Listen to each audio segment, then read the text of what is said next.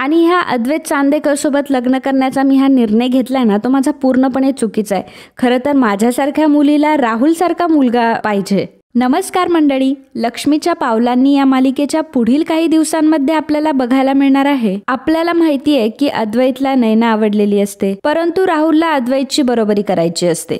त्यामुळे अद्वैतला आवडलेली प्रत्येक गोष्ट राहुलला त्याच्याकडून हिसकावून घ्यायची असते, मग त्याची प्रॉपर्टी असेल किंवा त्याला आवडणारी मुलगी. राहुलला आता नैनाला मिळवण्यासाठी नैनाच्या मनात अद्वैत बद्दल विष पेरून स्वतःची इमेज त्याला उंचवायची. राहुलला आता काहीही करून नैनाला पटवायचंय. मित्रांनो, आज आपल्या व्हिडिओच्या लाईकचं टार्गेट असणारे 15 लाईक, त्यामुळे पटापट व्हिडिओला लाईक करून कमेंट करा, कारण कमेंट केलेल्या दर्शकांचे नावे आम्ही उद्याच्या भागामध्ये घोषित करणार आहोत. आणि नैनाच्या मनात अद्वैत बद्दल विष पेरून स्वतःची जागा निर्माण करायची. आणि मग त्यासाठी राहुल एक प्लॅन करतो. आणि मग राहुल अद्वैत आणि नैना या दोघांसाठी एक डेट प्लॅन करतो. आणि तो मुद्दामच अद्वैतला सांगतो की हॉटेलचं बिल हे तू नैनाला भरायला सांग. अद्वैत त्याला विचारतो की असं का बरं, म्हणजे ती मुलगी आहे, मी कशाला तिला बिल पे करायला सांगू, मी करतो ना.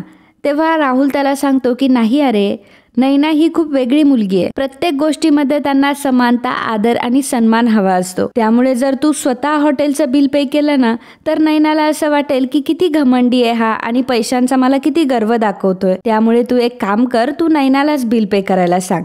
म्हणजे तिला असं वाटेल की नाही, मला सुद्धा सांगितलं याने, याचा अर्थ याला पैशांचा घमेंड नाहीये. आता अद्वैतने कधी पोरी पटवलेल्या नसतात, राहुल त्याच्यामध्ये माहिर असतो. अद्वैतला वाटतं की राहुल बरोबर बोलतोय, मी असंच करायला पाहिजे, कारण त्याला जास्त अनुभव आहे. आणि मग अद्वैत राहुलचं ऐकतो. त्यानंतर नैनाला गिफ्ट काय घ्यावं हा अद्वैतला मोठा प्रश्न पडलेला असतो. आणि मग तो एक छान डिझाईनची डायमंड रिंग नैनासाठी सिलेक्ट करतो आणि तो घरी घेऊन येतो. ती डायमंड रिंग त्याला नैनाला द्यायची असते जेव्हा ते डेटला जाणार असतात. परंतु राहुल म्हणतो की अरे दादा हे काय करतोयस तू, मुलींना डायमंड गिफ्ट नसतं द्यायचं. अरे नैना खूप वेगळी मुलगी आहे आणि पहिल्याच भेटीत जर तू तिला डायमंड रिंग दिली तर तुमच्या प्रेमातून फक्त पैसाच बाहेर निघेल. अरे तू तिला असं काहीतरी दे की तुमची पहिली डेट आहे, तिच्या आयुष्यभर लक्षात राहील. म्हणजे काहीतरी अर्थपूर्ण गोष्ट तिला दे आणि अशी गोष्ट तिला दे ज्याचं पैशामध्ये मोल होणार नाही. अद्वैतला वाटतं की हे खरंच असेल आणि मग अद्वैत चांगल्या भावनेने चॉकलेट आणि फुलांचा बुके नैनासाठी घेतो. आणि जी अद्वैतने डायमंड रिंग आणलेली असते, मुद्दामच राहुल सगळ्यांची नजर चुकवून ती डायमंड रिंग त्याच्या खिशात घालतो, कारण ती डायमंड रिंग आता त्याला स्वतःलाच नैनाला द्यायची असते. अद्वैतने नैनाला सांगितलेलं असतं की मला ट्रीट तू करायचंय आणि हॉटेलचं बिल सुद्धा तू भरायचंय. त्यामुळे आपल्या नैनाला खूप टेन्शन आलेलं असतं. आणि आता अद्वैतला तिला हॉटेलला घेऊन जायचंय म्हटल्यावर बिल तर चांगलंच होणार. साध्या हॉटेलमध्ये नेऊन तर चालणार नाही, कारण 5 स्टार हॉटेलमध्ये न्यावं लागेल, नाहीतर मग नैनाची गरिबी समोर येईल आणि तिला ते दाखवायचं नसतं. आणि म्हणूनच तिला अद्वैतला 5 स्टार हॉटेलमध्ये न्यायचं असतं. त्यासाठी तिला पैसे हवे असतात. आणि मग पैशासाठी आपलं एटीएम आहेच की, म्हणजेच कला. संगीता आणि नैनासाठी त्यांचं एटीएम म्हणजे कलाच आहे. नैना कलाकडे पैसे मागते. नैना कलाला म्हणते की कला मला 10,000 रुपये हवेत, मला हॉटेलला जायचंय. तर कला म्हणते की अगं पण एवढे 10,000 रुपये कशाला, 10,000 रुपयामध्ये तर महिनाभर आपलं घर चालतं आणि तू फक्त 10,000 रुपये एका दिवसात उडवून येणार आहेस. नैना म्हणते की मला काय माहित नाही, आता जर मी अद्वैत सोबत डेटला चालले तर काहीतरी तोला मोलाचं नको का व्हायला, आणि तो चांदेकर आहे, एवढ्या छोट्या हॉटेलमध्ये मी जर त्याला घेऊन गेले तर कसं होणार. कला तिला पैसे देण्यासाठी नकार देत असते. कलाकडे फक्त 10,000 रुपये असतात आणि ते 10,000 रुपये तिला काजूला द्यायचे असतात, कारण काजूची फीस तिला भरायची असते. आणि काजूच्या फीसचे पैसे तिने जे जमवून ठेवलेले असतात, नेमके ते पैसे नैना बघते आणि तिच्याकडून हिसकावून घेते. कला तिच्या मागे लागते की तिला म्हणत असते की ताई पैसे दे, ते घेऊ नको, काजूच्या फीसचे आहे. परंतु नैनाला काही पडलेलं नसतं. नैना म्हणते की नाही, मी कला तुझ्याकडे काही मागते का कधी, आजच तर मागितलंय ना, मला हे 10,000 रुपये हवेत. परंतु कला तिला म्हणत असते की अगं ताई, आपलं घर पूर्ण चालतंय ह्याच्यावरती आणि हे 10,000 रुपये म्हणजे खूप मोठी रक्कम आहे, मला सांग की मी कसं काय महिनाभर मॅनेज करू. तितक्यातच संगीताही तिथे येते. नैना संगीताला म्हणते की बघ ना आई ही कशी करतीये, मला 10,000 रुपये देत नाहीये. आता अद्वैत सोबत मला डेटवर जायचंय म्हटल्यावर माझ्याकडे 10,000 रुपये तर असायला हवेच ना. संगीता सुद्धा नैनाची बाजू घेते आणि म्हणते की अगं कला जाऊ दे ना, आता अद्वैत चांदेकर सोबत ती डेटला जातीये म्हटल्यावर जरा तोला मोलाचं व्हायलाच पाहिजे. कलाला त्यांचे हे विचार अजिबात आवडत नसतात, परंतु आई आणि ताई दोघीही एकमेकांना मिळालेल्या असतात, त्यामुळे कला काही म्हणू शकत नसते आणि ती 10,000 रुपये नैनाला द्यायला तयार होते. त्यानंतर तर चांदेकरांनी अद्वैत आणि नैनाच्या लग्नाची बोलणी करण्यासाठी संगीताला घरी बोलावलेलं असतं. त्यामुळे संगीता खूपच खुश असते आणि चांदेकरांच्या घरी जायचं आहे आणि चांदेकरांच्या घरी आपल्या मुलीची सोयरीक जमवायची आहे म्हणून त्यांच्या काहीतरी तोलामोलाचं व्हायला पाहिजे म्हणून संगीता काही फळं आणि काही मिठाई मागवते. त्याचं बिल हे 8,000 रुपये होतं. तेव्हा दुकानदार म्हणतात की 8,000 रुपये झाले, बिल द्या. तेव्हा संगीता म्हणते की आमची कला आहे ना, कला आतापर्यंत तुम्हाला बिल देत आली आहे, कलाच तुम्हाला याचं बिल देईल. आणि संगीताने 8,000 रुपयांचे फक्त फळं आणि मिठाई मागवलेली असते. जेव्हा कलाला हे सर्व समजतं तेव्हा तिला खूपच टेन्शन आलेलं असतं की आता घर कसं काय मॅनेज करायचं. 10,000 रुपये तर ताईने घेतले, 8,000 रुपये आता आईने फक्त मिठाई आणि फळांमध्ये घातले. काजूची फीज अजून द्यायची बाकी आहे, मी हे सगळं कसं काय करणार आहे. तिला आता मोठा प्रश्न पडलेला असतो. परंतु संगीता आणि नैनाला मात्र त्याचं काहीही घेणं देणं नसतं. आपली मुलगी आपली बहीण कशा प्रकारे सगळे पैसे ॲडजस्ट करते याचं त्यांना काही घेणं नसतं. त्यांना फक्त पैसे उडवायचे असतात. खरं तर कलाची तळमळ फक्त दिसत असते ती म्हणजे काजूला. तर इकडे नैनासुद्धा घरातून निघालेली असते. परंतु कला काजूला सांगते की तू नैनाताईसोबत जा, कारण त्या अद्वैत चांदेकरचा काही भरोसा नाही आहे, तो ताईला त्रास पण देऊ शकतो, त्यापेक्षा तू तिच्यासोबत जा. त्यामुळे कलाताईने सांगितल्यामुळे काजूला ते ऐकणं असतं आणि ती नैनासोबत जाते.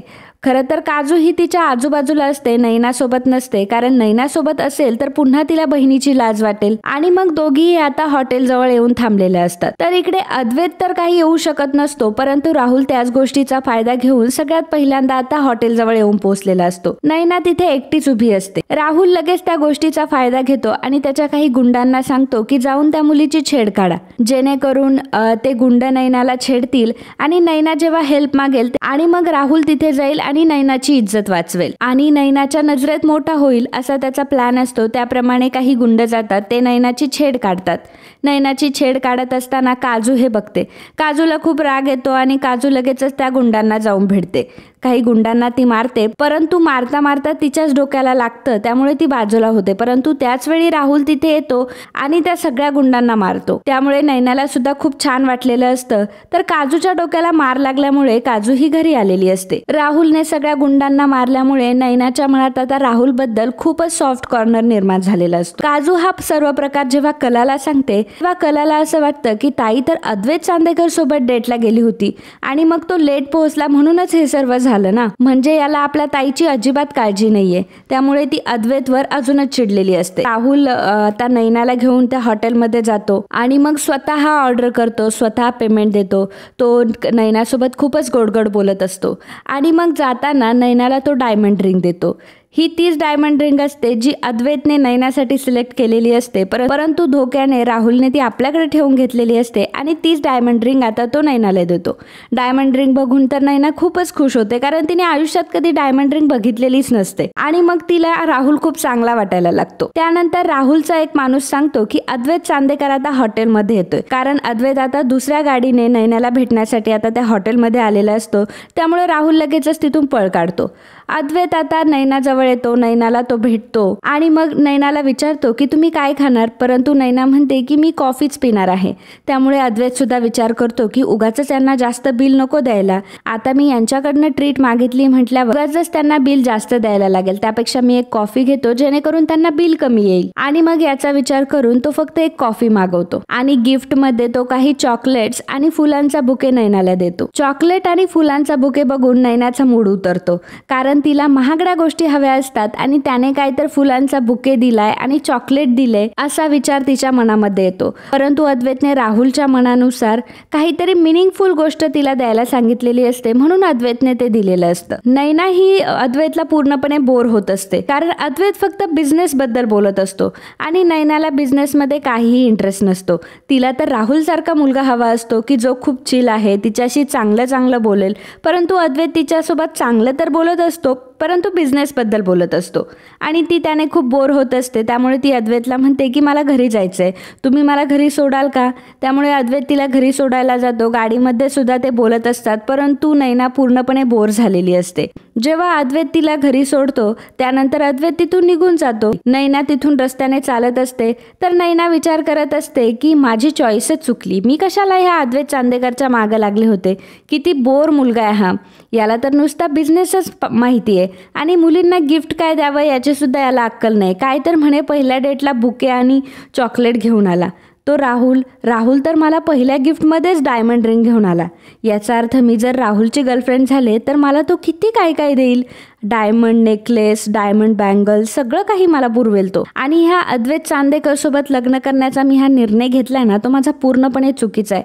खरं तर माझ्यासारख्या मुलीला राहुल सारखा मुलगा पाहिजे, जो तिची एवढी काळजी घेईन, तिच्याशी एवढ्या काळजीने बोलेल आणि सगळ्यात महत्वाचं म्हणजे एवढे महागडे गिफ्ट तो मला देईल. त्यामुळे चालता चालता एक डस्टबिन तिला दिसतं आणि त्या डस्टबिन मध्ये तो फुलांचा बुके आणि ते चॉकलेट ती फेकून देते आणि ती ठरवते की आता ती अद्वैत चांदेकरला डेट नाही करणार तर राहुलला करणार आहे. तर मित्रांनो, असेच लक्ष्मीच्या पावलांनी या मालिकेचे रोजचे भाग बघण्यासाठी आत्ताच आपल्या चॅनलला सबस्क्राईब करा आणि हा जर व्हिडिओ तुम्हाला आवडला असेल तर व्हिडिओला लाईक आणि कमेंट करायला अजिबात विसरू नका. धन्यवाद.